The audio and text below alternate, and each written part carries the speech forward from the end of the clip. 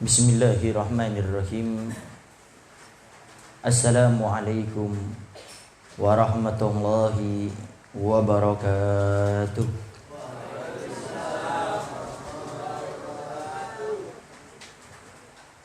Alhamdulillah. Alhamdulillahi rabbil alamin.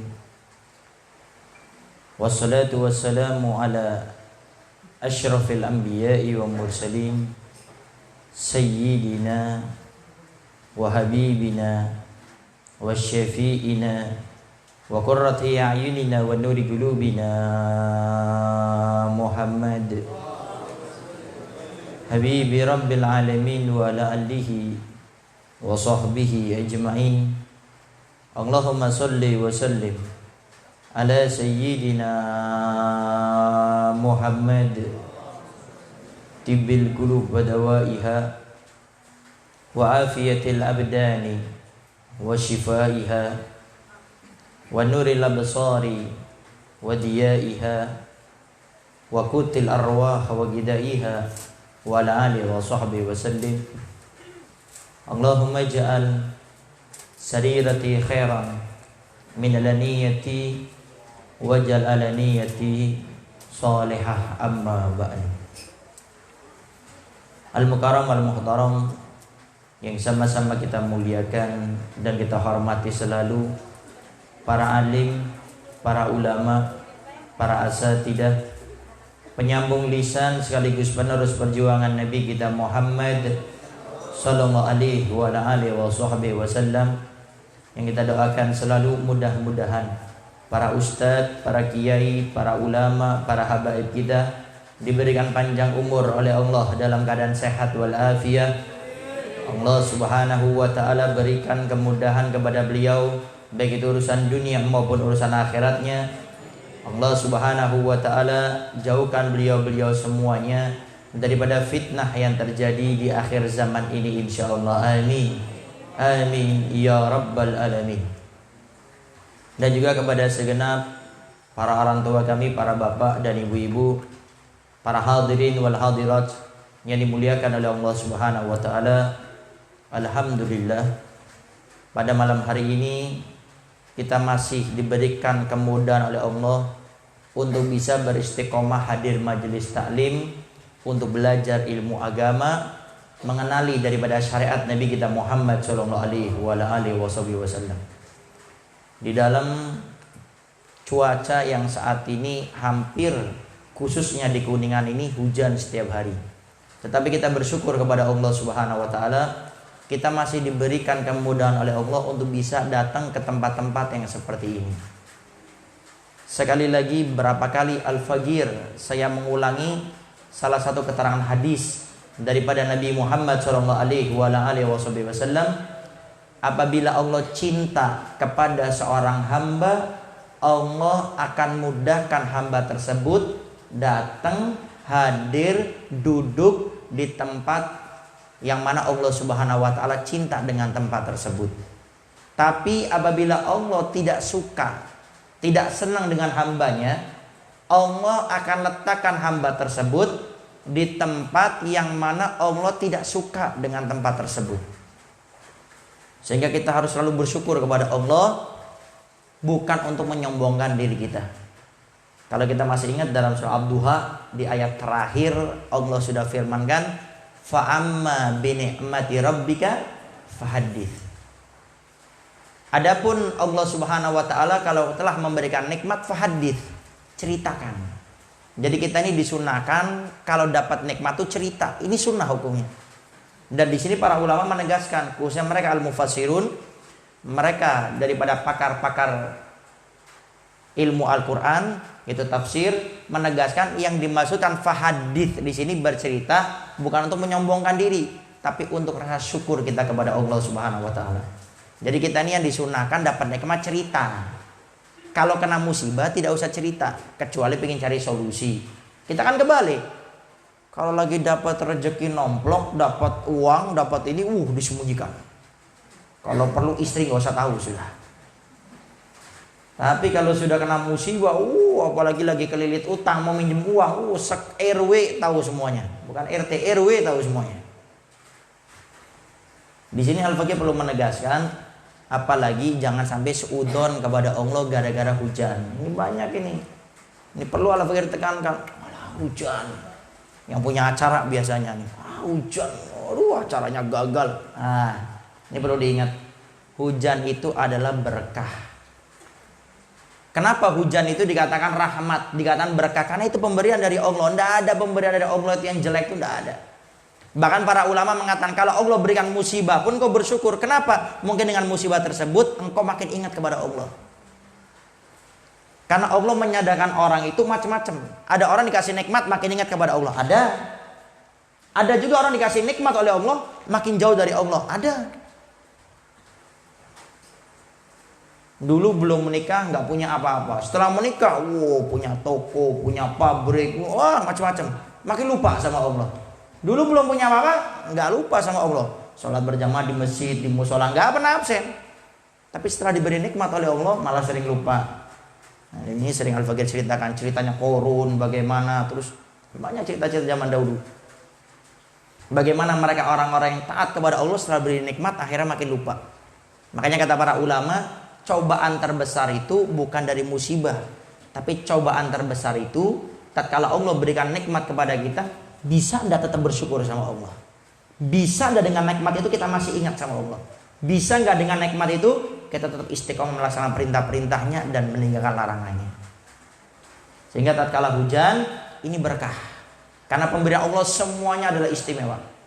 Kenapa Al-Fakir kata berkah? Coba dalam hadis Nabi sudah ajarkan kepada kita doa apabila turun hujan. Apa yang kita baca? Ini jemaahnya nggak tahu nih. Ini jangan-jangan termasuk yang kecewa kalau lagi hujan. Dalam hadis Nabi jelaskan kalau turun hujan kita disunahkan baca apa? Allahumma shoyiban nafi'an. Apa arti nafi'an? Bermanfaat. Allahumma ya Allah shoyiban, Gua turunkan berikan kepada kami hujan nafi'an, yang bermanfaat. Nabi berdoa, tidak mungkin Nabi minta manfaat kecuali hujannya mudarat. Tidak, pasti manfaat. Yang penting bagaimana kita bisa bersyukur dengan apa yang Allah berikan kepada kita. Hati yang harus selalu bersyukur. Jadi penting kepada semua, khususnya yang mengadakan acara pas di bulan-bulan Maulid, di bulan Rajab, Isra Mi'raj, itu kan sampai ada apa istilah pawang hujan atau apa itu. Cari pawang hujan biar acaranya ini enggak ini. Ini yang perlu diingat. Jadi tidak usah pakai pawang hujan, pakai pawang hujan. Pawang hujan itu tidak usah. Kita punya Allah, ngapain pakai pawang hujan? Takutnya malah naudzubillah min dzalik, mendekati kepada keyakinan bahwasannya yang bisa menurunkan hujan itu bukan Allah tapi dari pawang hujan. Ini bahaya ini. Makanya kalau kita mengadakan acara, sudah kita usaha secara dohiriyah, cari waktu, cari tempat, cari apa semuanya. Kemudian batiniahnya jangan lupa. Hubungan kita kepada Allah dengan hati itu penting. Berdoa, lintaskan niat yang baik dalam acara tersebut. Sehingga dengan kita secara dohir sudah berusaha, secara batin kita berdoa, minta doa kepada para ulama, kepada para sepuh, para ustadz. Nah itu yang mendatangkan daripada keberkahan. Jadi tidak usah pakai istilah pawang hujan, tapi datang kepada para ulama minta doa agar dimudahkan semuanya. Nah, dan insya Allah mulai malam ini, mumpung Al-Fakir ingat, insya Allah setiap pertemuannya kita diawali dengan membaca atau membahas masalah fikih.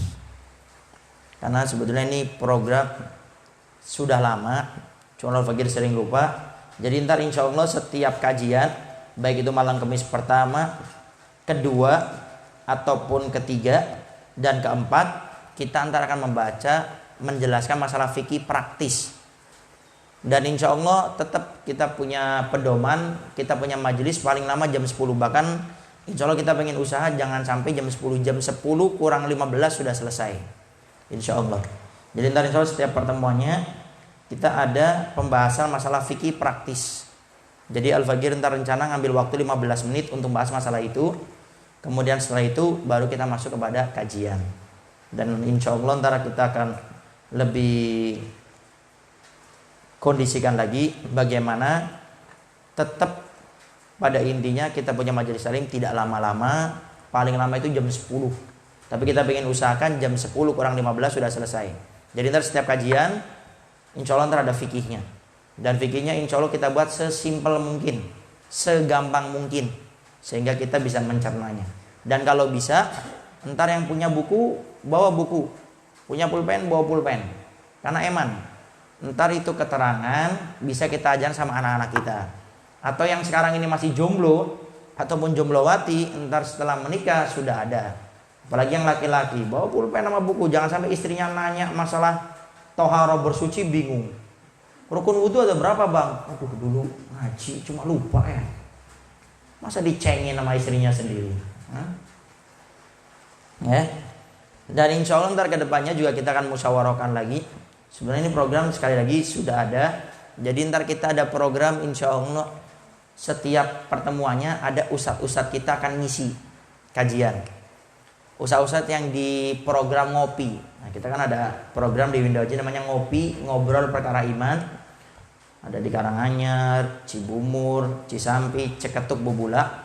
Insya Allah ntar akan kita minta tolong kepada beliau hadir juga mengisi kajian kurang lebih 20 menit.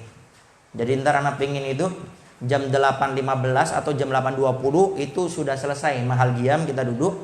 Jadi jam 8 lewat 20 menit itu ntar insya Allah Ustadz akan ngisi dulu 20 menit. Jam setengah 9 lewat 10 Al-Fakir baca fikih 15 menit sampai jam 9 kurang 5 langsung kajian setengah jam.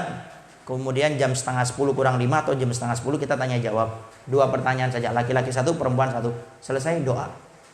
Jadi insya Allah kajiannya kita padat, fikih praktis kita dapat, dari ustadz-ustadz tongkrongan ngopi kita dapat, kemudian semua kajian yang kita bahas dan tanya jawab. Ya. Baik, insya Allah untuk pertemuan pertama kita awali masalah fikih ini, masalah keseharian kita. Fikih ini adalah satu ilmu yang menjadikan bagaimana ibadah kita sah ataupun tidak. Itu namanya ilmu fikih. Fikih itu namanya al-fahmu, pemahaman. Makanya kalau belajar ilmu fikih harus paham. Ada sebagian orang itu cuma ngapalin tapi nggak paham. Fikih ini perlu pemahaman. Makanya kita akan buat sepraktis mungkin. Jadi sekiranya dengar langsung paham. Dan kalau bisa, ini ilmu yang paling penting. Saya punya guru bernama Habib Ali bin Abu Yabib Hasan Baharun.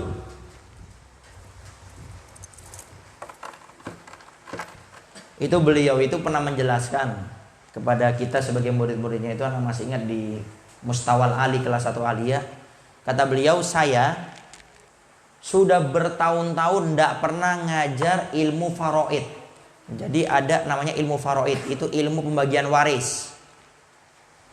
Itu ilmu, kata para ulama, ilmu 1 jam. Jadi belajar ilmu faraid 1 jam tuh bisa. Tapi hilangnya juga cepat sekali. Itu namanya ilmu faraid. Kalau ada orang meninggal dunia, contoh si ayah meninggal dunia, kemudian yang ditinggal istrinya, ada ayahnya, ada ibunya, ada anak laki-laki, ada anak perempuan. Ini bagiannya berapa? Itu ilmu faraid namanya. Pembagian waris. Nah, waktu belajar kitab Fathul Mu'in sama beliau, pas pembahasan ilmu faraid, kata beliau, anak tidak pernah mengulangi lagi. Dari anak belajar sampai anak ke Madinah, Bib Zain bin Smith, sampai balik lagi, sampai ngajar antum, anak tidak pernah buka tentang ilmu masalah faraid. Tapi saya masih faham dan hafal mengenai ilmu tersebut. Kenapa? Kata beliau, karena dulu waktu saya belajar ilmu faraid, setiap saya dapat ilmu, saya ajarkan sama adik kelas. Saya dapat ilmu, saya ajarkan. Sehingga itu sangat, apa bahasanya, sangat kuat di dalam otak saya. Jadi kalau kita dapat ilmu, langsung berbagi, ajarkan, sebarkan kepada yang lainnya. Ini yang menjadikan kuat kita punya hafalan. Bahkan dikatakan kalau kita berbagi kepada orang ilmu, maka Allah akan berikan kepada kita ilmu yang tidak pernah kita pelajari, atau namanya ilmu laduni. Makanya dengar masalah ini, tohara, bersuci, ajarkan sama istri kalau istrinya nggak hadir, atau suaminya nggak hadir, ajarkan sama suaminya, sama anak. Ini yang menjadikan ilmu kita ini lekat di dalam pemikiran kita. Nah, pembahasan masalah bersuci.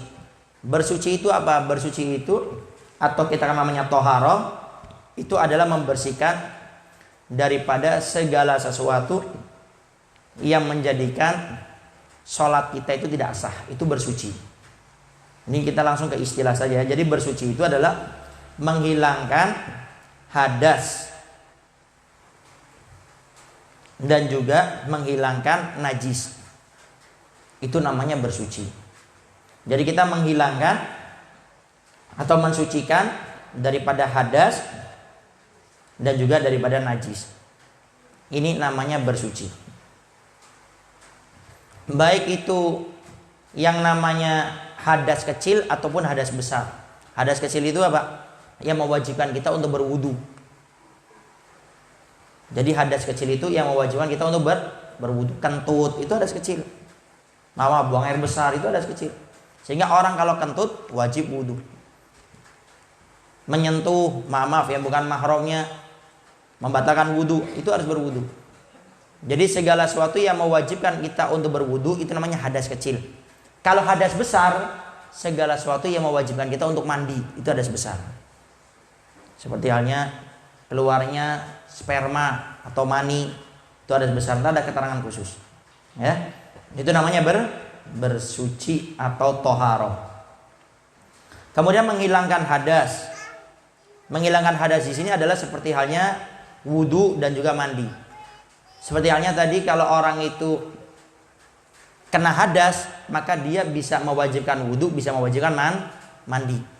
Mewajibkan wudu kalau itu hadas kecil. Tidak ada keterangan khusus. Seperti halnya dia kentut tadi atau buang air besar, menyentuh laki-laki perempuan yang bukan mahramnya. Kemudian di dalam bersuci tersebut tentu kita membutuhkan air. Sekarang air apa yang kita pakai untuk diperbolehkan kita ini untuk menghilangkan hadas? Di sini macam-macam air yang diperbolehkan kita untuk menghilangkan hadas kecil ataupun hadas besar, itu ada 7 air. Jadi selain 7 ini tidak boleh dipakai untuk menghilangkan hadas kecil ataupun hadas besar. 3 berasal dari langit. Ini kita pisahkan yang dari langit sama dari bumi biar ngapalnya gampang. 3 air untuk mensucikan dari langit. Yang pertama, air tersebut namanya air hujan. Nah, jadi jangan ragu. Kita wudhu pakai air hujan sah. Habib, kalau air hujannya warna merah kayak di mana itu? Di India, terus di mana lagi itu? Pernah kan hujan darah kan? Itu tetap sah. Kenapa? Karena segala sesuatu yang dari langit itu suci hukumnya. Jadi suatu saat di Windu Haji turun yang namanya hujan, tapi warnanya coklat.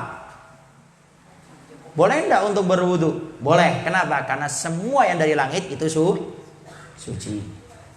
Jadi pakai berwudu tidak menjadi masalah. Beb, saya pas tidur tiba-tiba keluar mani. Kebetulan di rumah nggak ada air, ada hujan, mandi pakai air hujan, suci langsung. Yang penting syaratnya kita sedikit ya. Masalah mandi janabah di samping niat. Jadi tatkala keluar rumah karena air itu niat, saya niat menghilangkan hadas besar. Yang kedua, rukun daripada mandi besar setelah niat menghilangkan hadas besar, yang kedua air harus kena kepada seluruh anggota badan. Tapi enggak usah, maaf, enggak usah buka baju, buka celana, buka sarung, enggak usah. Ya tinggal pokoknya dikondisikan air semuanya merata ke seluruh anggota tubuh. Jadi boleh menggunakan air hujan. Yang kedua, yang dari langit adalah air salju. Ya. Air salju ini air yang seperti apa? Air yang turun dari langit dalam keadaan cair sampai di bumi di tempat kita ini menjadi beku. Itu namanya air salju. Yang kan di Windu Haji tidak ada ya air salju. Kalau di luar-luar itu kan ada. Itu sah, boleh untuk itu. Jadi air salju itu dari langitnya cair. Tapi dengan apa istilah dalam IPA tuh. Pokoknya dengan udara set ke bumi airnya jadi beku. Itu diperbolehkan juga air yang seperti itu. Yang ketiga, air dingin di sini.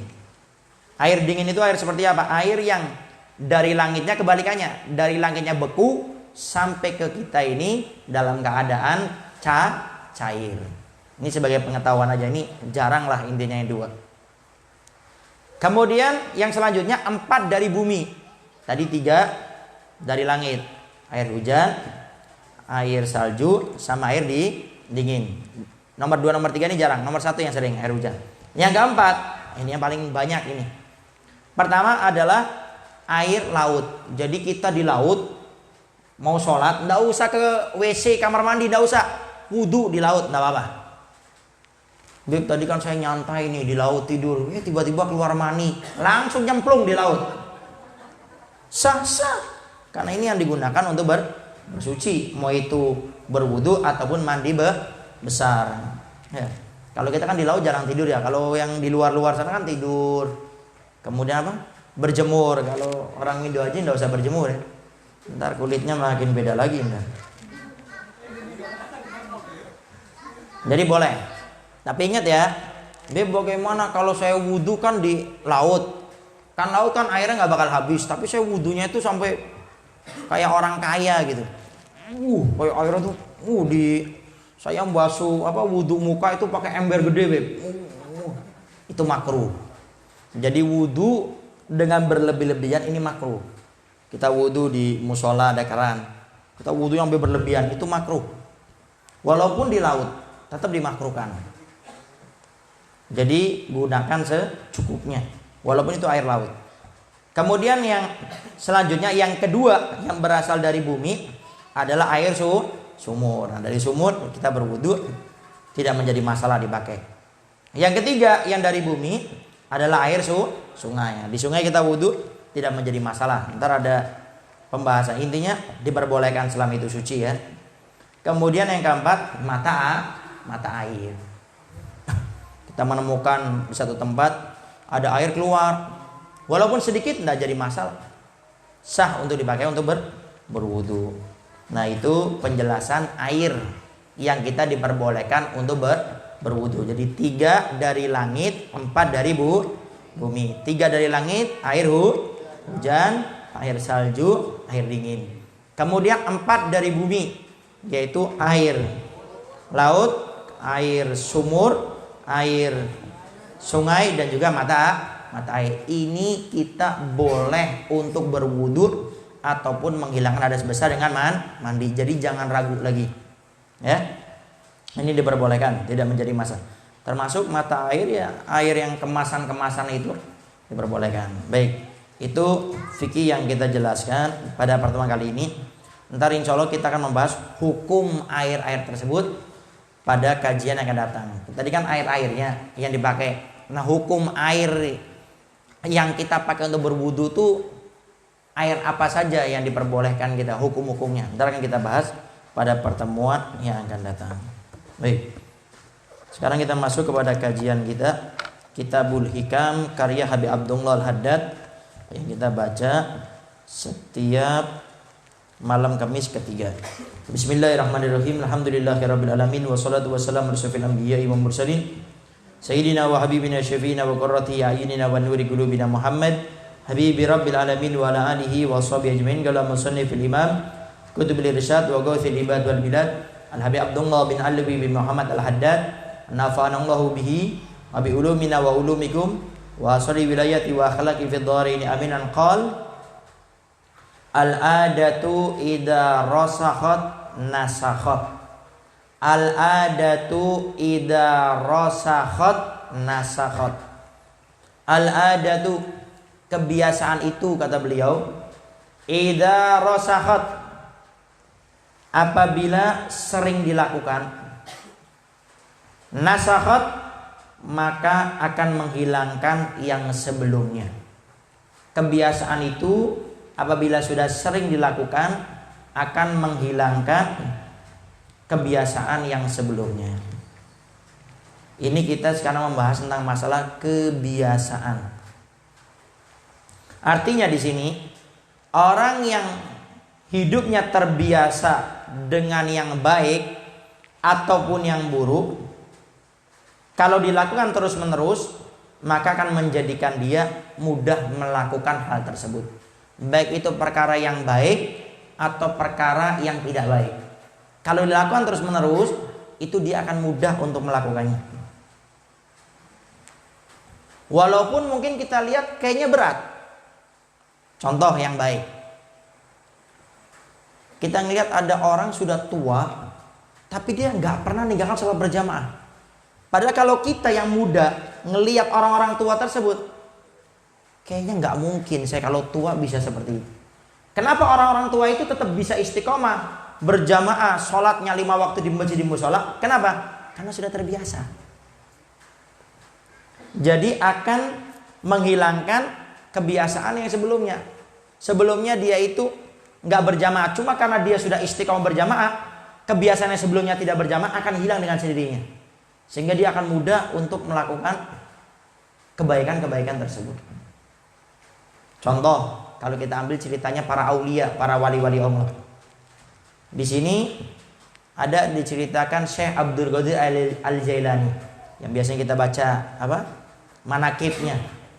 Itu beliau selama 40 tahun, bukan 4 hari, 4 minggu, 4 bulan, 4 tahun. Selama 40 tahun beliau itu wudunya, sholat subuhnya dengan wudu isyanya.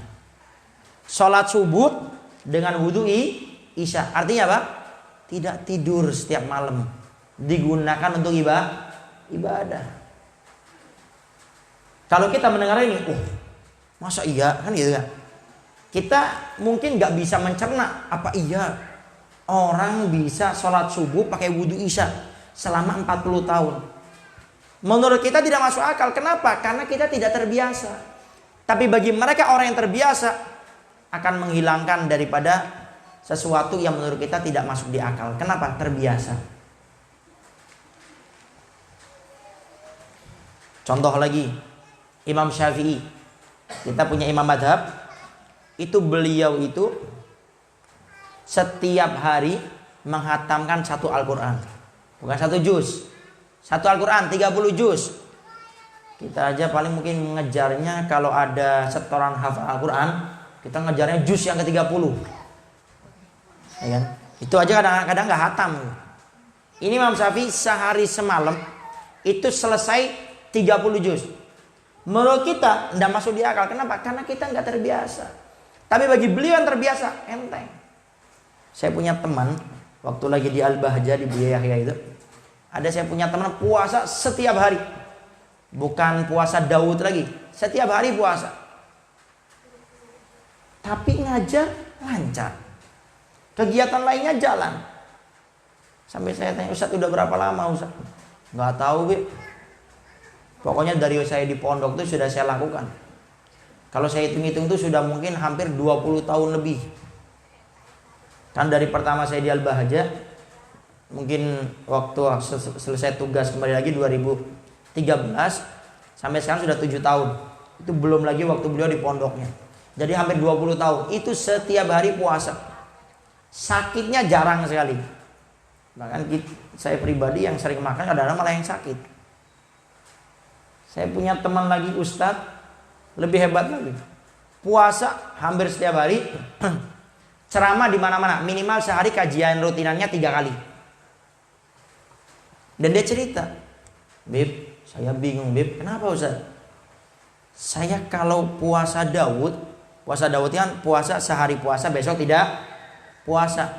Itu saya malah lemes kalau saya nggak puasa. Kan aneh. Kalau makan malah lemes. Tapi kalau saya puasa, Beb, itu saya semangat, Beb. Saya bingung nih gimana.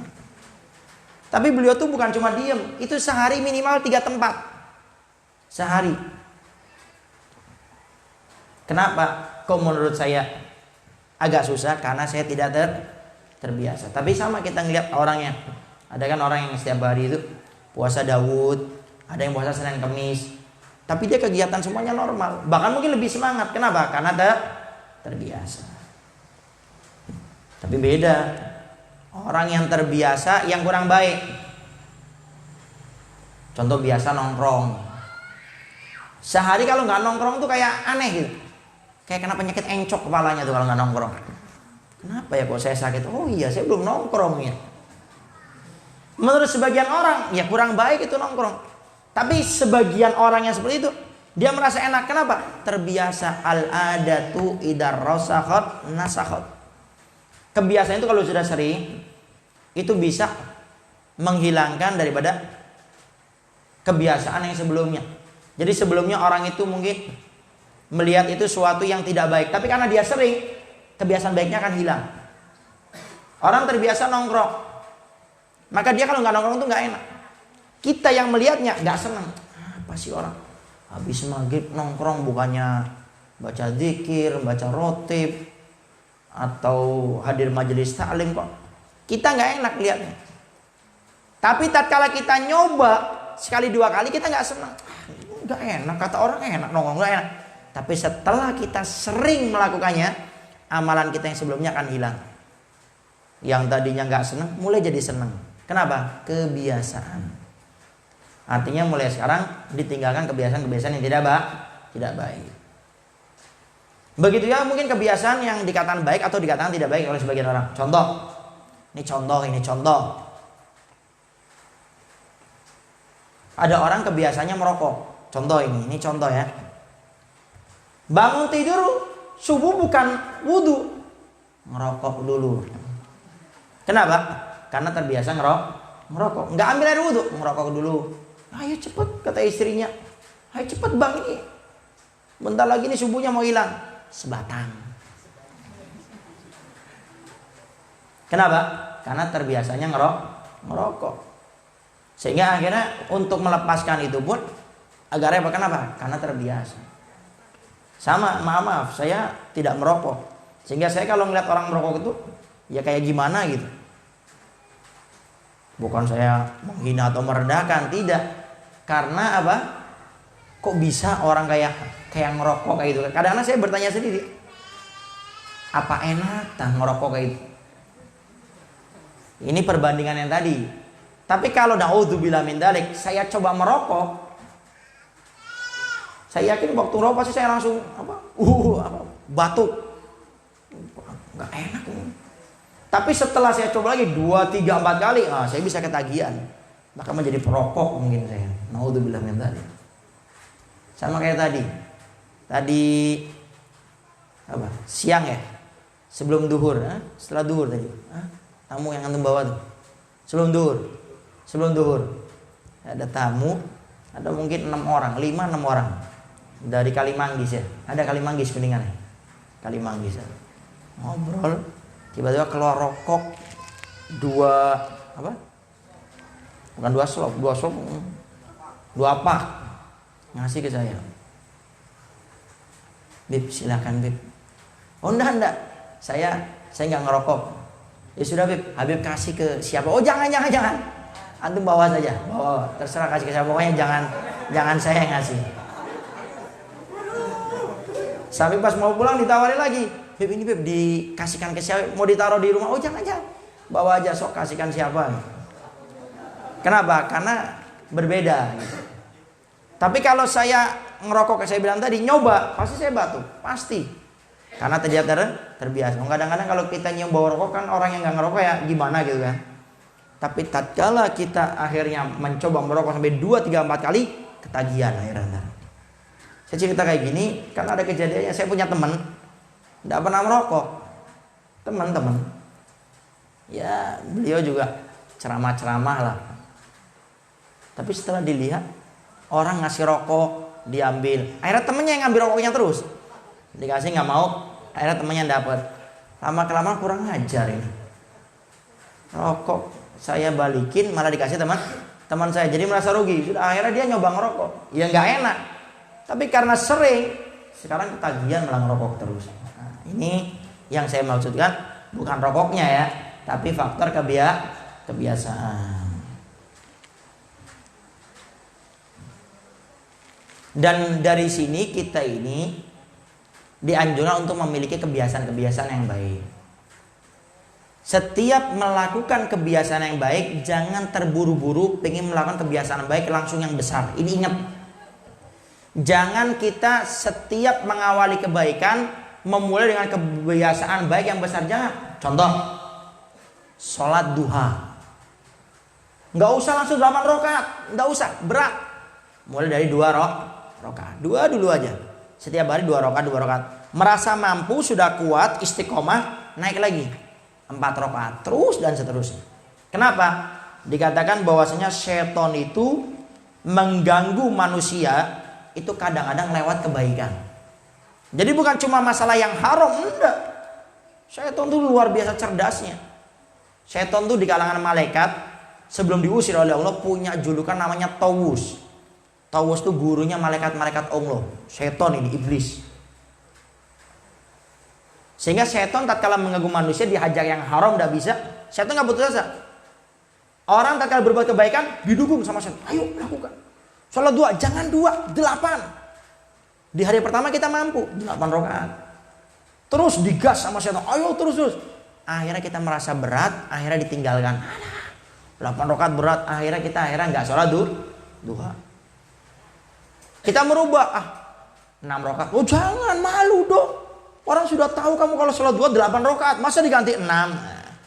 Akhirnya merasa malu ditinggalkan sholat duhanya. Ini syaitan cerdas di sini. Makanya kalau kita memulai kebaikan, maka mulailah daripada yang kecil terlebih dahulu. Makanya kata Nabi, khairul amal adwamuha wa in qalla, kata Nabi. Khairul amal, sebaik-baiknya amal ibadah kebaikan, adwamuha, yang paling istiqomah. Bukan yang paling besar, yang paling banyak, yang istiqomah. Wa in qalla, kata Nabi, walaupun sedikit. Contoh sholat 2 rakaat lebih baik daripada kita sholat 2 8 rakaat tapi itu cuma sekali 2 kali. Besoknya enggak. Mulai dari yang kecil dulu, qobliyah. Usahakan masuk ke masjid qobliyah duhur. Sambil nunggu qomat duhur. 2 rakaat aja, enggak usah 4, 2 dulu. Sudah naik tingkatan, coba ba'diyah duhur. Bisa maksimal, coba qobliyahnya tinggalkan jadi 4. Bisa maksimal, ba'diyahnya jadi 4 rakaat duhurnya. Mulai dari sesuatu yang kecil. Karena syaitan kadang-kadang mengganggu kita dalam kebaikan itu disemangatkan untuk melakukan yang besar. Pertama bisa, kedua bisa, ketiga bisa, keempat mulai agak berat. Akhirnya karena kita merasa jenuh, akhirnya kita tinggalkan. Nah, jangan. Ya. Jadi lebih baik kita sedikit demi sedikit, yang penting istiqomah. Karena amal istiqomah itu adalah amal yang paling besar. Sampai suatu saat dikatakan Nabi Muhammad SAW itu kan punya uban di rambutnya Nabi itu. Nabi pernah ditanya oleh sahabatnya, ya Rasulullah, kenapa sih rambut engkau beruban ya Rasul? Saya lihat rambut engkau ini beruban wahai Rasul. Apa yang menyebabkan rambut engkau ini uban? Ubanan itu kenapa? Lalu Nabi jawab, saya ini tumbuh rambut putih ini ubanan karena saya ini selalu mengingat firman Allah Subhanahu wa taala, fastaqim kama umirta. Saya selalu ingat Allah ini, saya kepikiran terus sampai beruban. Fastaqim kama umirta. Maka istiqomalah engkau wahai Rasulullah, kata Allah Subhanahu wa taala kepada Nabi, kama umirta, sebagaimana aku perintahkan kepada engkau. Jadi saya kalau ingat ayat ini saya kepikiran terus sampai uban saya ini muncul. Apa itu? Istiqomah. Makanya jangan pernah kita meremehkan amal istiqomah. Itu luar biasa. Sampai ulama kita mengatakan la tatlubu minallahil karamah. Jangan engkau sesekali minta sama Allah karamah. Ya Allah, berikan saya ilmu kebal. Kalau ada orang mukul saya enggak mempan. Kalau perlu orang mukul saya tangannya bengkok sendiri. Minta sama Allah, ya Allah ajari saya, berikan saya ilmu bisa menghilang ya Allah. Jangan aneh-aneh, ntar hilang gak balik lagi ke dunia, ke alam akhirat, repot sendiri ntar. La tatlubu minallahil karamah watlub minallahil istiqomah. Jangan kau minta kepada Allah karamah, tapi minta kepada Allah istiqomah, amal yang istiqomah. Kenapa? Fa innallaha la ya'murukum bil karamah. Karena Allah Subhanahu wa taala tidak memerintahkan engkau untuk meminta karamah, walakinnallaha akan tapi Allah Subhanahu wa taala memerintahkan engkau untuk istiqomah. Jadi kita ini diperintah oleh Allah untuk istiqomah, bukan minta karomah. Jadi minta kepada Allah agar selalu diberikan yang namanya amal-amal yang istiqomah. Sampai ulama kita tuh sudah pernah menegaskan, perkara sunnah yang kita lakukan, yang pernah kita tinggal, disunnahkan untuk diqadha. Contoh, sholat duha. Hari ini kita lupa nggak sholat duha, maka kita disunahkan untuk mengqadhonya di waktu duhur. Silakan qadha, nggak jadi masalah. Kenapa kok disunahkan, kita dianjurkan untuk diqadha? agar kita tidak menjadi orang yang malas. Karena kalau sudah amal istiqomah ini dijeda, itu biasanya dia sudah tidak bisa istiqomah lagi. Dan ini sudah terbukti, saya cerita sama beberapa orang. Jadi kalau dia punya amal istiqomah terjeda, artinya tidak dia qadha, itu menjadi malas kesananya, sehingga dianjurkan untuk qadha. Sholat duha, qobliyah, ba'diyah, sedekah. Contoh, biasanya hari Jumat kita nyumbang ke masjid, ke mushola 1.000, 2.000, 5.000. Ternyata lupa ke masjid mushola, nggak bawa uang. Waktu sholat Jumat ke masjid nggak bawa uang, maka diqadha. Selesai Jumat pulang kasihkan. Oh beb, pahalanya beda, sama. Bahkan mungkin pahalanya double. Kenapa pahalanya double? Karena kita memerangi daripada hawa nafsu dan bersabar. Kan capek ya kan, ke masjid harusnya ini, akhirnya balik lagi. Pahalanya double. Pahala memerangi hawa nafsu, kemudian pahala sabar. Nah, jadi ini menjawab barangkali ada yang biasanya itu suka bertanya, Beb gimana Beb? Saya pengen istiqomah, cuma kemarin saya terjeda, disunahkan, dianjurkan untuk diqadha. Dan tetap akan dikatakan orang yang istiqomah. Kemudian apa saja keutamaan orang yang istiqomah? Di sini paling tidak ada 3 keutamaan orang yang istiqomah. Yang pertama, istiqomah itu paling afdolnya ibadah. Jadi orang yang istiqomah itu mendapatkan ibadah yang paling afdol, pahalanya paling besar. Sampai Nabi dalam kitab hadis Arba'in An-Nawawiyah, di hadis ke-21 atau hadis ke-22 dikatakan oleh seorang sahabat, ya Rasulullah, kulli fil Islam qaulan la as'alu anhu ahadan ghairah. Wahai Rasulullah, ajari aku satu amalan dalam Islam.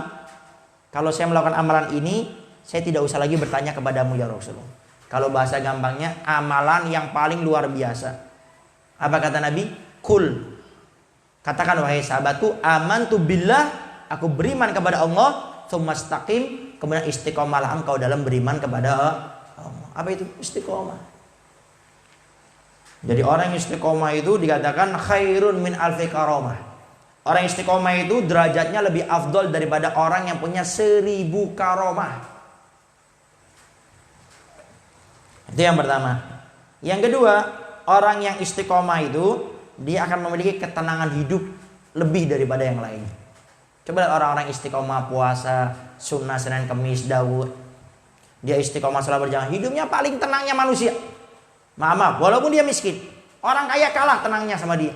Kenapa? Orang istiqomah itu dia punya ketenangan khusus yang Allah berikan kepadanya.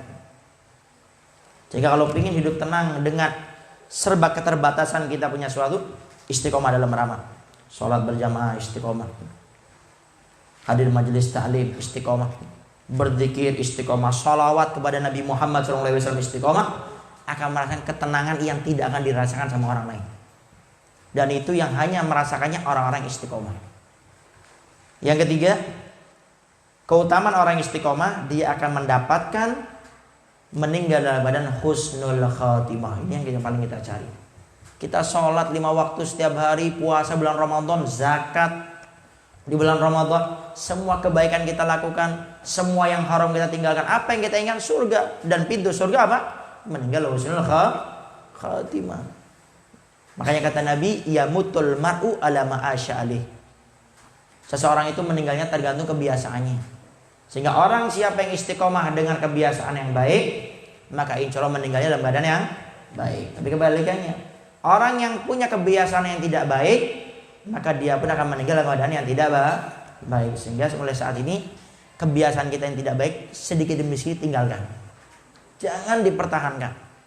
Karena kita nggak tahu bagaimana akhir kehidupan kita, tapi Nabi sudah ngasih rambu-rambu. Awas ini kadang-kadang orang tuh suka salah paham. Beb, jangan menjat orang itu meninggal husnul khatimah dengan yang baik. Ada kok orang yang biasa sholat 5 waktu tapi meninggalnya nggak ada berzina. Ada tapi sedikit. Cek kalau tidak percaya. Tapi orang yang rata-rata dia istiqomah melaksanakan perintah Allah dan meninggal larangannya, lihat dari kebanyakan, jangan lihat daripada yang sedikit. Lihat, kebanyakannya meninggalnya luar biasa. Saya pernah cerita di sini di Madinah, ada orang kebiasaannya adzan terus dia. Apa? Setelah adzan dia punya kebiasaan di sholat sunnah, dia itu nyender di tiang masjid baca Quran. Jadi setiap adzan sholat sunnah nyender baca Quran. Setelah dia adzan sholat sunnah dia nyender. Ini jam apa dan nunggu dia ini? Kok nggak bangun-bangun ini, nggak komat-komat ini? Akhirnya di antara mereka memberanikan diri untuk menegur. Oh, ini kayaknya tidak dibangunkan. Ternyata waktu dibangunkan, ternyata dia jatuh, ternyata meninggal dunia dalam keadaan memegang Al-Quran dalam membaca Al-Quran. Banyak kejadian-kejadian seperti ini.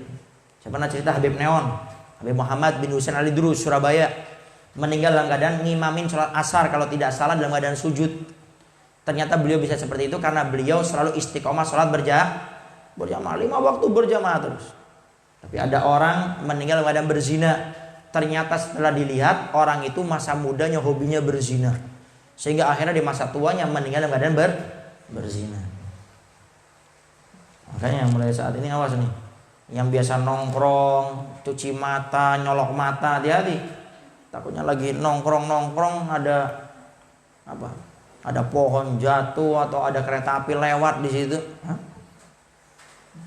Pokoknya mulai saat ini kebiasaan yang baik mulai dijauhkan. Bagaimana cara merubah kebiasaan yang buruk menjadi kebiasaan yang baik? Caranya bagaimana? Nah, di sini paling tidak ada 3 cara merubah kebiasaan kita yang tidak baik menjadi kebiasaan yang baik. Yang pertama, caranya ini yang paling penting. Sadar itu kebiasaan yang tidak baik. Banyak orang itu melakukan kejelekan tapi dia terus diingatkan, diceramai. Tapi kenapa dia terus? Karena dia menganggap ini bukan dosa. Ini bukan sesuatu yang dilarang dalam agama. Atau kadang-kadang dia membanding-bandingkan. Ustaz, saya seminggu paling absen sholat cuma 1. Apa itu? Sholat Jumat. Saya masih mending Ustaz. Nah, mulai ini banding-bandingkan. Saya masih mending Ustaz cuma sholat Jumat. Teman saya subuh, duhur, asar, maghrib, isya, nggak pernah sholat. Nah, orang yang seperti ini tidak akan diberikan hidayah oleh Allah. Karena syarat diantaranya orang dapat hidayah petunjuk dari Allah, dia harus sadar dulu. Sadar apa? Yang saya lakukan ini salah. Sehingga dengan kesadaran tersebut Allah akan berikan kepada dia taufik. Hidayah itu petunjuk. Dikasih tahu sama Allah, kamu salah. Tapi berapa banyak orang tahu itu salah tapi tetap melakukannya. Kenapa? Belum dapat taufik dari Allah. Kalau hidayah itu petunjuk, dikasih sadar.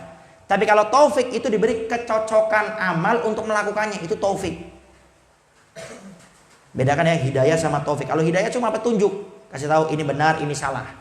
Tapi untuk melakukan hidayah petunjuk tersebut, itu namanya nikmat taufik. Dan itu kata para ulama, nikmat yang paling jarang Allah turunkan dari langit ke bumi ini namanya nikmat taufik. Abu Jahal tahu Nabi Muhammad Nabi, orang soleh, orang benar, terpercaya, amanah, tahu, tapi nggak beriman. Kenapa? Nggak dapat taufik dari Allah Subhanahu wa Ta'ala. Dan itu harus dicari dengan kita menyadari itu tidak baik. Pertama, sadar. Yang kedua, caranya untuk merubah kebiasaan yang buruk menjadi baik, jauhi kumpulan pertemanan yang tidak baik. Contoh, ada orang ingin meninggalkan berjudi, main gaple, atau cari nomor apa tuh. Maka caranya dia harus tinggalkan pertemanan lingkungan yang tidak baik. Makanya kita ini dilarang kumpul sama orang yang tidak baik. Kenapa? Karena kita takut terpengaruh. Sehingga jangan ada alasan, oh Beb saya mau berdakwah. Dakwah itu ada pada tempatnya masing-masing. Kita boleh duduk dengan orang yang tidak baik dengan 2 syarat kata Imam Ghazali. Pertama, kita yakin tidak akan terpengaruh.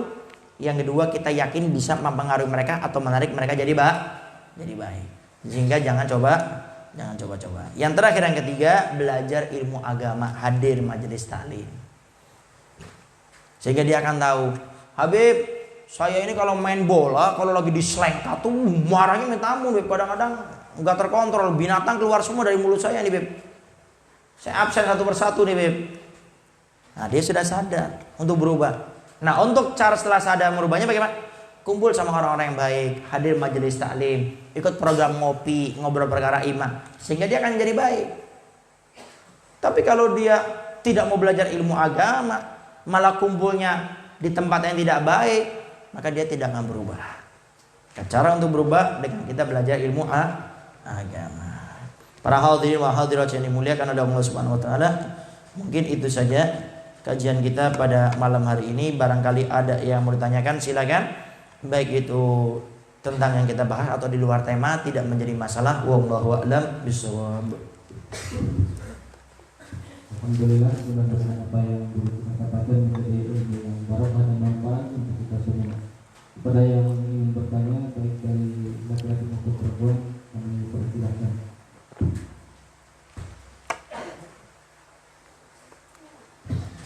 Ada yang ingin bertanya?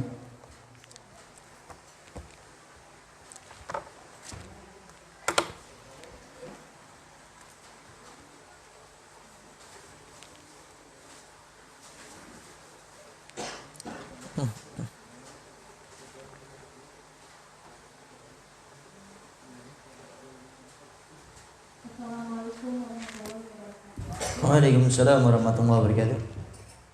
Aku mau bertanya, apa hubungannya ikhtiar dengan rezeki yang ditakdirkan? Dan kenapa ada istilah rezeki tertutup?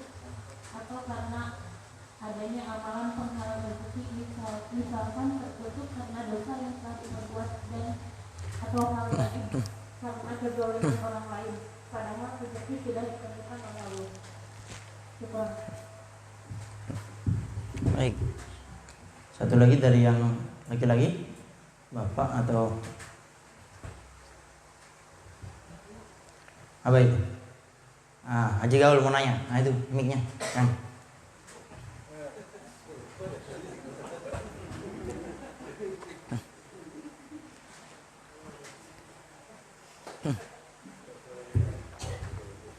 Oh enggak? Oh, nah. Baik, bismillahirrahmanirrahim. Wallahu a'lam bishawab.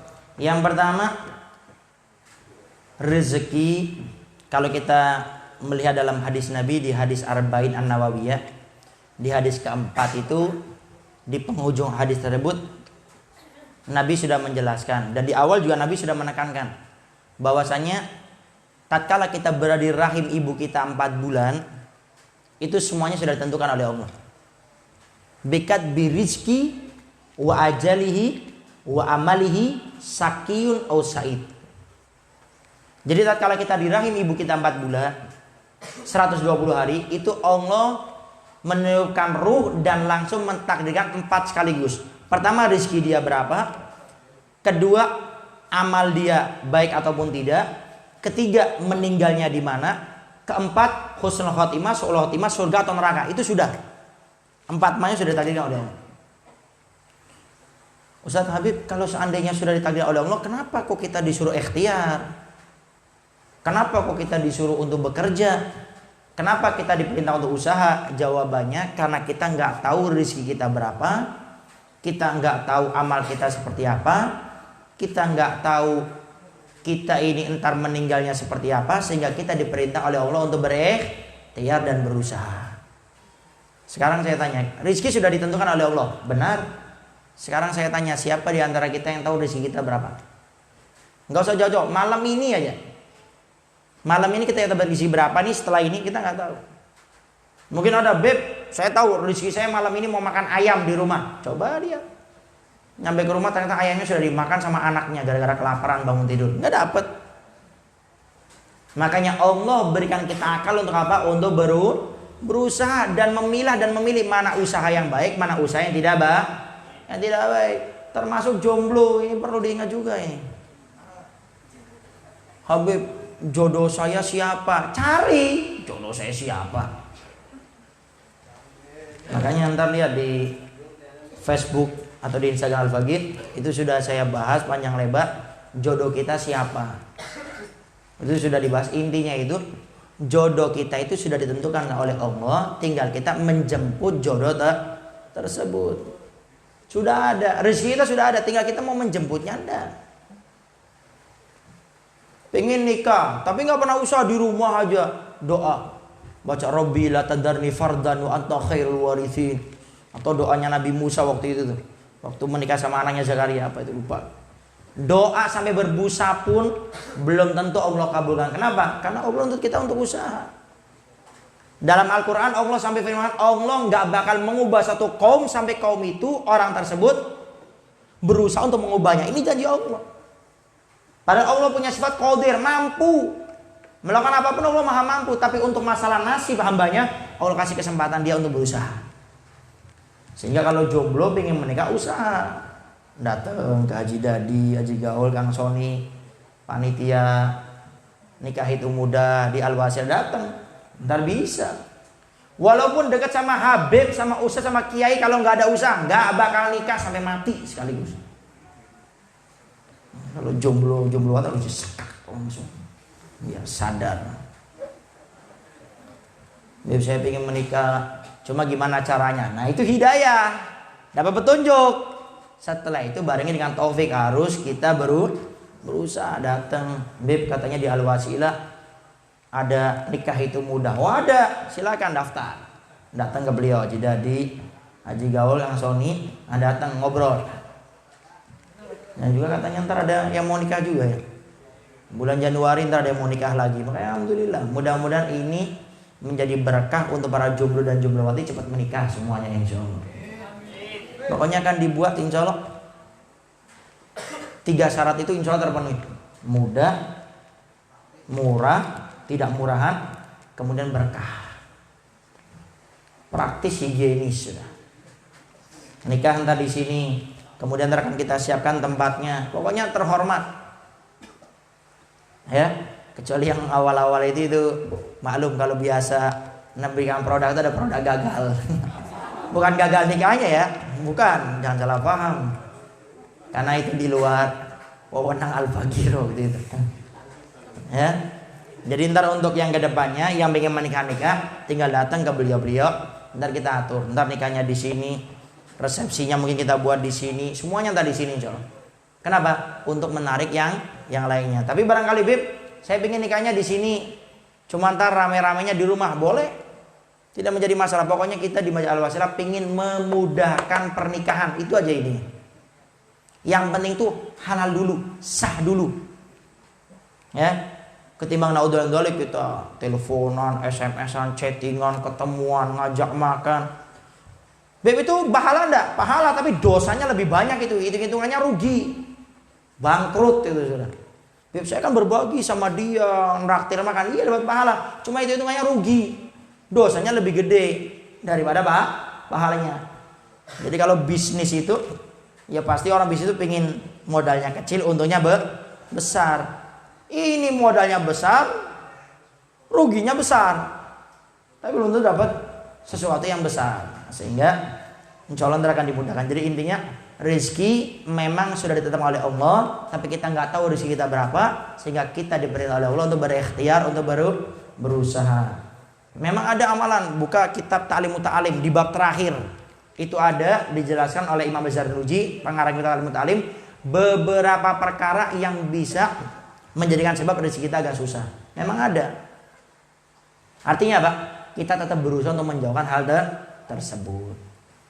Kayak contoh apa? Yang bisa menyebabkan fakir. Menyebabkan fakir jomblo. Antum kenapa? Pengen nikah? Intinya itu diantaranya nyapu di malam hari, ya. Itu menyebabkan kefakiran, nyapu di malam hari. Jadi kalau bisa jangan nyapu di malam, kecuali kotor besok ada tamu, maka hilang daripada kefakiran tersebut. Itu ada, saya lupa, ada beberapa perkara itu. Di antaranya makan tidak sampai habis. Nah ini yang paling penting nih. Jangan sok kaya kalau makan itu. Kenapa nggak dihabiskan? Kalau dihabiskan orang fakir katanya Beb, kelaparan makan sampai. Makan itu kita disunahkannya, diperintahkan untuk habis. Kemudian setelah makan disunahkan kita untuk apa kayak gini namanya apa? Bahasa Indonesia. Bahasa Indonesia, dijilat mah gini, diemut. Jadi ada bekas ini, itu kita disunahkan untuk dihabiskan. Jadi jangan sok kaya. Beb katanya orang kaya itu kalau makan nggak sampai habis. Orang kaya dari mana? Jangan suka pura-pura kalau makan itu. Makanya makan yang kadang-kadang buat pura-pura itu yang gak enak tuh kayak prasmanan tuh. Itu paling gak enak sudah. Kalau lapar tuh ya lapar gitu loh. Gak usah pakai pura-pura, karena nambahnya kan repot kalau prasmanan.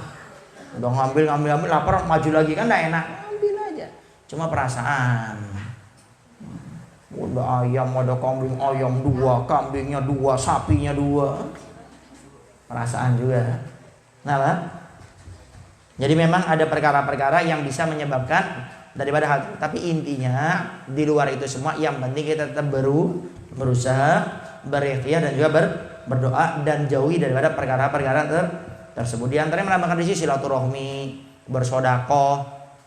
Tapi ingat, itu adalah cara, tapi mutlak semuanya dari Allah. Yang penting kita tetap berusaha, berikhtiar, berdoa dan jauhi perkara-perkara yang tidak baik tersebut. Maka itulah rezeki kita yang sudah ditetapkan oleh Allah Subhanahu wa taala. Wallahu a'lam bishawab. Baik. Sebelum Al-Faqir akhiri, ini perlu Al-Faqir sampaikan. Di akhir-akhir ini banyak pemberitahuan di media sosial. Al-Faqir cuma ingin mengingatkan, jangan selalu mempercayai media sosial. Itu dari dulu Al-Faqir saya nyampaikan. Apalagi yang berkaitan tentang masalah ustadz kita, kiai kita, ulama kita, habib kita. Jangan. Di media sosial itu semuanya bisa dirubah, bisa diatur. Sehingga yang perlu Al-Faqir ingatkan di sini tentang masalah ustadz ini, kiai ini, ulama ini, habib ini. Udah, tidak usah ikut campur. Sehingga yang pertama, di sini ada 3 perkara yang ingin Al-Faqir ingatkan. Dan insya Allah di Majelis Al-Wasilah di Majelis Al-Wasilah ini Al-Faqir insya Allah akan berusaha menjaga tidak menyebutkan nama, kelompok Anda. Karena ini pesan daripada guru-guru Al-Faqir, baik waktu di Dalwa, di pesantren, Dalwa dakwah, ataupun waktu di Al-Bahjah, diusahakan kalau ngisi acara, ngajar ataupun apapun, jangan menyebutkan nama orang, kelompok, golongan. Tapi tetap dikasih rambu-rambu. Nah di sini Al-Faqir ingin mengingatkan awas hati, jangan masuk bab gibah, menggunjing. Ini Al-Faqir lihat, gara-gara masalah media sosial kita ini lupa. Gibah itu namanya dosa, tidak diperbolehkan. Bahkan gibah itu bisa menjadi sebab pahala yang selama ini kita dapat itu akan hilang semuanya. Hilang semuanya. Kita membicarakan orang diperbolehkan. Kalau apa? Ya ulama juga ngasih tahu. Kalau sekiranya kalau tidak kita sebutkan namanya, orang lain bisa kena kejelekan orang tersebut. Itu diperbolehkan. Dalam agama diperbolehkan. Tapi ingat, sesuai dengan kadar itu saja. Kejelekan yang waktu itu saja, jangan semuanya dibuka, nggak boleh itu. Sebagaimana kita nggak suka aib kita dibuka, jangan buka aib orang lain. Kecuali memang yang harus diberitahu, kalau tidak orang lain kena fitnahnya, kena kejelekannya, maka diperbolehkan. Awas hati gibah, membicarakan namanya, hati-hati, jauhi. Yang kedua, jaga hati, jangan sampai suudon sama orang. Ini media sosial luar biasa, ngajar kita suudon. Tolong betul-betul dijaga kita punya hati. Fokus laksanakan semua perintah Allah dan jauhi larangan-larangannya. Yang ketiga, kalau ada sesuatu yang tidak baik, ya kita hilangkan. Kan itu perintah dari Nabi. Di hadis Arba'in Nawawiyah itu hadis yang dikemukakan oleh Imam Nawawi, itu hadis yang ringkas tapi komplit semuanya ada. 42 hadis istimewa itu. Itu di situ Nabi sudah jelaskan, apabila engkau melihat kemungkaran, man ra'a minkum munkaron, engkau lihat kemungkaran. Mungkar itu apa? Suatu yang berseberangan dengan syariat itu mungkar. Kebalikannya ma'ruf. Kalau ma'ruf itu kebaikan yang diperintahkan dalam syariat, dalam agama. Kalau mungkar yang dilarang dalam agama. Kata Nabi, kalau engkau melihat kemungkaran, falyughayyirhu, kata Nabi, hilangkan. Ini perintah dari Nabi. Tapi Nabi menjelaskan, menghilangkan ini caranya seperti apa? Nabi jelaskan. Falyughayyirhu, pertama biyadi, dengan tanganmu, kekuasaanmu, kekuatanmu. Kamu bisa menghilangkan dengan kekuatanmu, dengan engkau punya wilayah kekuasaan, laksanakan. Makanya kata Nabi, satu hari pemimpin yang adil lebih afdol daripada dia sholat sunnah 60 tahun. Lihat di kitab Nasihatul Diniyah wal Wasaimaniyah bab qadi, kalau tidak, bab seorang hakim atau pemimpin. Kata Nabi, satu hari pemimpin yang adil itu lebih afdol daripada dia sholat sunnah sebanyak 60 tahun. Makanya saya kemarin sudah cerita ya, saya kalau ingat hadis ini pengen jadi RT lah paling enggak. Jadi RT adil, dicek semuanya beres. Saya nggak usah banyak-banyak sholat sunnah, cukup qobliyah, ba'diyah, selesai. 60 tahun, bayangkan. Tapi kebalikannya, kalau jadi RT, RW, camatku terus sampai ke atas, nggak adil, nerakanya paling depan. Makanya setiap ada kebaikan pasti ada kejelekan kalau tidak dilakukan kebaikan tersebut. Nah, jadi tolong kita hilangkan dengan tangan kekuasaan kita, dengan wilayah kita, wewenang kita. Yang kedua, fa in lam yastati fa bilisani. Kalau kamu nggak punya kekuatan, kamu nggak punya kekuasaan, maka hilangkan dengan lisanmu. Engkau sampaikan mana yang baik, mana yang buruk. Tapi ingat, jangan sampai masuk dalam kategori merusak kita punya hati, menggunjing. Sampaikan. Fa in lam yastati. Nah, ini yang paling sering dilupakan. Beb, sudahlah, saya nggak peduli. Jangan. Nabi tekankan yang terakhir, kalau kamu tidak bisa dengan kekuasaanmu, dengan lisanmu, fa in lam yastati fa bi qalbi wa dzalika adaful iman, kata Nabi. Kalau kamu tidak bisa dengan kekuasaanmu, kamu nggak punya, dengan lisanmu kamu nggak bisa, kamu nggak punya ilmu, maka ingkar dengan hatimu, itulah selemah-lemahnya iman. Artinya apa? Orang kalau tidak mau ingkar dengan hatinya akan ada kejelekan, maka dikatakan iman itu akan keropos, bahkan akan hilang tatkala dia meninggal dunia. Naudzubillah min dzalik. Makanya kata Nabi, man la yahtam bi umuril muslimin falaisa min. Orang yang tidak peduli dengan urusan orang mukmin yang lainnya, maka di hari kiamat dia bukan termasuk golonganku, kata Nabi. Maka dengan yang pada saat ini ada orang meninggal, itu kita harus ingkar, harus peduli. Jadi jangan acuh. Yang kita takutkan hadis tadi, di hari kiamat kita akan dipisah daripada rombongannya Nabi Muhammad SAW gara-gara kita tidak ingkar dengan kejadian tersebut. Mau siapapun yang melakukan, kita harus ingkar dengan itu semua. Karena membunuh seorang mukmin dilarang, tidak boleh. Bahkan dikatakan barang saya membunuh seorang muslim, muslimah, mukmin, mukminah dengan sengaja, fajazauhu jahannam. Balasannya langsung api neraka. Enggak pakai dihisap itu. Bahkan sahabat Abdullah bin Abbas mengatakan orang yang membunuh orang, dia akan dimasukkan neraka walaupun dia sudah bertobat kepada Allah. Ini pendapat yang lemah, tapi yang mengucapkan sahabat Abdullah bin Abbas, seorang sahabat Nabi yang dia itu dapat doa dari Nabi, Allahumma faqihu fiddin wa alimhu ta'wil. Bukan sembarang orang ini.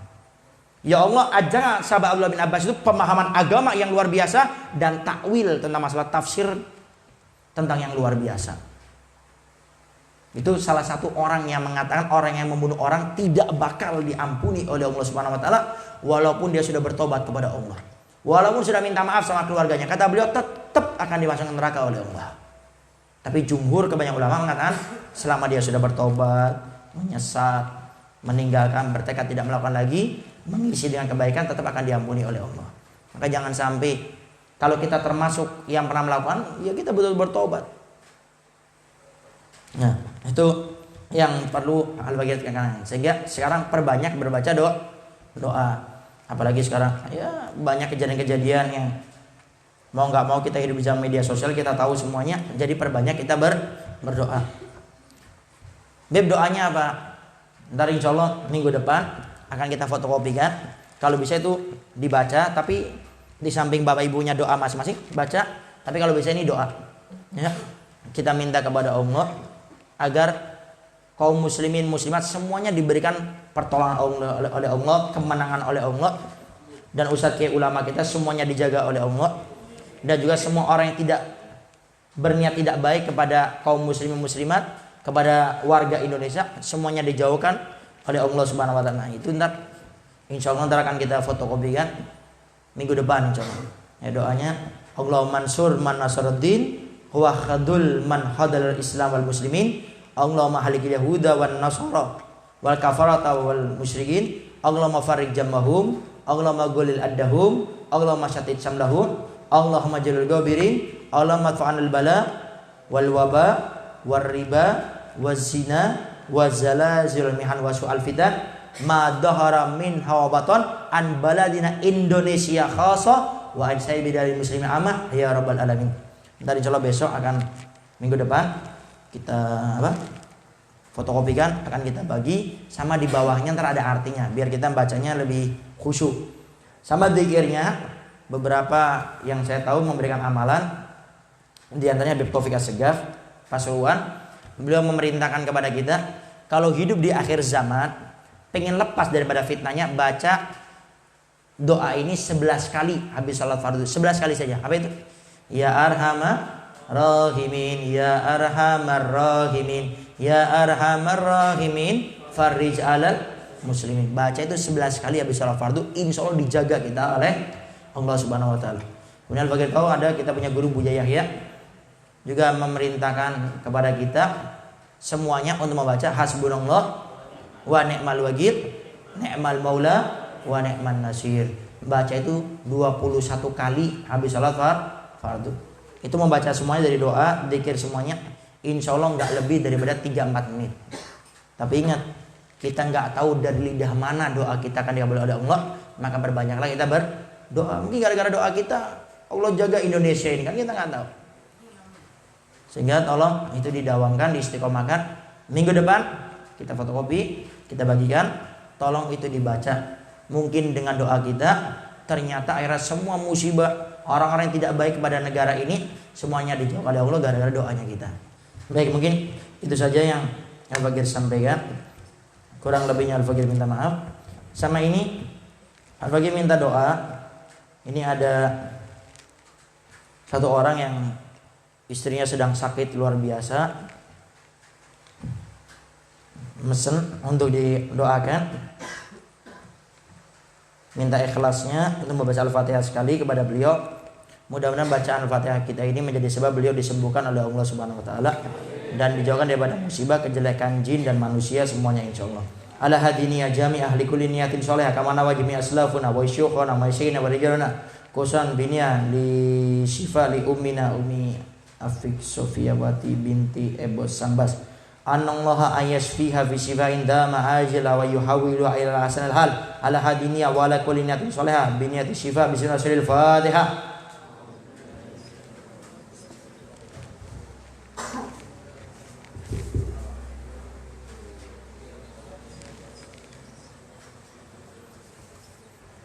Sekali lagi kita di Masjid Al-Wasilah menerima untuk orang yang ingin menikah.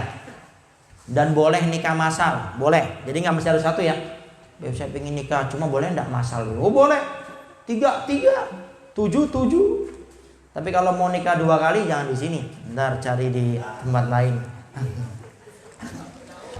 Ala kulli hal ya. Nah, jadi tolong sekali lagi kalau ada saudara, ini mungkin kayaknya sepele. Tapi ini di luar ini luar biasa. Banyak orang mau nikah ini kesusahan. Banyak yang WA, saya pengen nikah kok kayaknya ribet. Banyak loh. Mungkin kita yang sudah menikah nggak kepikiran. Coba ingat flashback ke belakang waktu kita mau nikah. Apalagi yang perempuan juga boleh ya. Beb saya mau nikah tapi jodohnya belum ada. Bismillah. Dari insya Allah. Jadi nggak mesti yang laki-laki, yang perempuan juga boleh. Intinya enggak ada istilah dadakan, kita pakai sistem syariat Nabi. Ada ta'aruf. Nah ta'aruf itu ntar tinggal ditentukan lanjut ataupun tidak. Jadi nggak usah khawatir. Untuk kalau ta'aruf kalau nggak cocok bagaimana? Ya nggak apa-apa, namanya belum jodoh mau diapain lagi? Nggak ada istilah paksaan-paksaan ya. Ya insya Allah ntar semuanya dimudahkan. Dan insya Allah juga kemarin juga Al-Fakir sempat sakit juga nulis bukunya sudah jadi. Itu tentang masalah nikah insya Allah. Sudah jadi 1 buku kemarin itu masalah nikah. Jadi mungkin kalau bahasnya paspor nikah. Jadi bukunya insya Allah kita buat buku saku. Jadi bisa dibawa-bawa. Jadi tentang masalah nikah dari A sampai Z. Dari pasangan saya siapa. Kemudian kalau saya sudah cocok caranya bagaimana. Kemudian ta'aruf yang benar itu seperti apa. Apa bedanya ta'aruf dengan pacaran. Kemudian apa yang perlu dijaga dalam ta'aruf. Sampai ntar permasalahan pernikahan, sampai ntar banyak ntar di situ ada kita tulis. Ya, jadi ntar kalau sudah jadi, ntar insya Allah akan kita buat biar ntar bisa dibaca, dimiliki bersama. Ya, Beb saya pengen bisa ceramah, ada. Al-Fakir sudah nulis buku tentang cara cerdas ceramah. Jadi kalau pengen ceramah ada bukunya. Caranya ya, saya bukan bentuk ceramahnya, cara ceramahnya bagaimana. Itu alhamdulillah bukunya sudah jadi, cuma tinggal direvisi sama guru-guru Al-Fakir, itu belum. Sama ntar ini masalah nikah juga udah jadi, tinggal direvisi semuanya. Baik, itu saja yang bisa Al-Fakir sampaikan. Kurang lebihnya Al-Fakir minta maaf. Mudah-mudahan semua hajat kita dikabulkan oleh Allah Subhanahu wa taala, baik itu hajat dunia ataupun hajat akhirat. Dan mudah-mudahan yang belum menikah dimudah oleh Allah untuk mendapatkan pasangan jodoh yang soleh dan solehah. Dan yang sudah menikah mudah-mudahan dijadikan oleh Allah orang-orang yang makin semangat beribadah kepada Allah Subhanahu wa taala. Dan mudah-mudahan yang sudah menikah Allah berikan keturunan anak-anak yang soleh dan solehah. dan mudah-mudahan Allah jadikan kita rumah tangga yang sakinah wa warahmah, diberikan rezeki yang halal penuh dengan berkah, keturunan anak-anak yang soleh dan soleha, dan mudah-mudahan Allah wafatkan kita semua dalam keadaan husnul khatimah, dan mudah-mudahan semua ustadz kiai ulama habaib kita selalu dijaga oleh Allah Subhanahu wa taala, baik itu daripada kejelekan jin dan manusia, daripada fitnah-fitnah yang terjadi, dan mudah-mudahan kita semuanya bisa dikumpulkan bersama Nabi Muhammad di surganya Allah Subhanahu wa taala. Amin. Amin ya rabbal alamin. Itu saja yang bisa Al-Fakir sampaikan. Kurang lebihnya Al-Fakir minta maaf dan mohon doanya selalu. Akhiral kalam. Assalamualaikum warahmatullahi wabarakatuh.